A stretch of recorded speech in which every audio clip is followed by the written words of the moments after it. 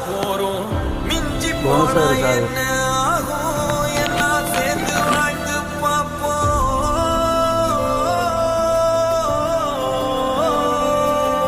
ஒரே புன்னகை அது போதும்.